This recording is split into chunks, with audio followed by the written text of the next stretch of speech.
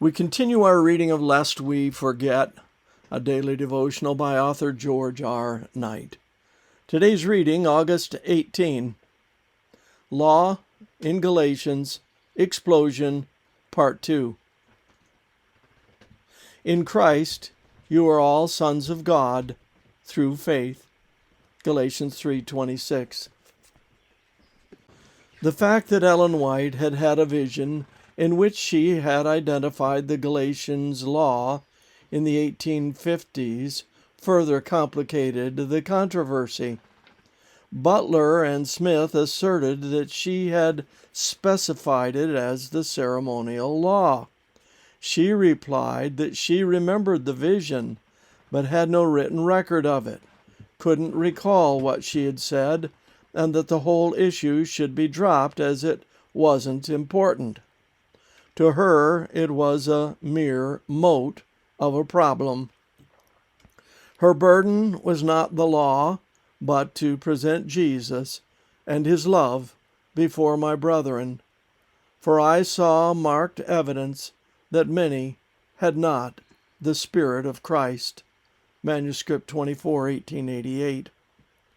Such talk further inflamed Butler and Smith, who now charged Ellen White with changing her mind. And no true prophet, they implied, could do such a thing. Thus her prophetic gift had also come under fire from the leadership of the denomination in an already tense time. But it wasn't the first time in the 1880s that Smith had been upset with the Adventist prophet.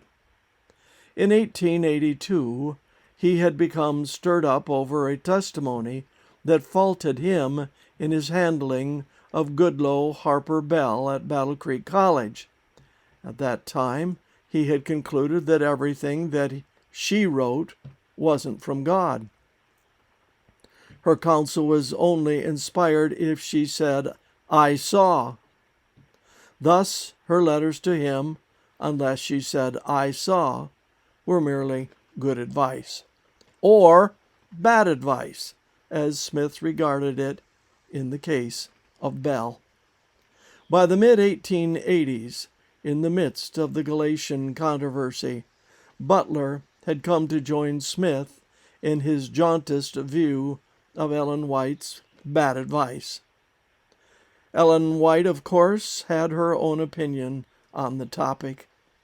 If the preconceived opinions or particular ideas of some are crossed in being reproved by testimonies, they have a burden at once to make plain their position, to discriminate between the testimonies, defining what is Sister White's human judgment and what is the word of the Lord.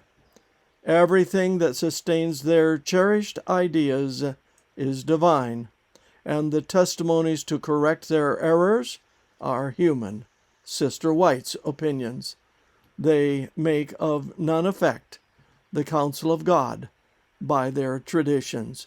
Manuscript 16, 1889. Protect us, O God, from ourselves. This concludes our reading today of Lest We Forget.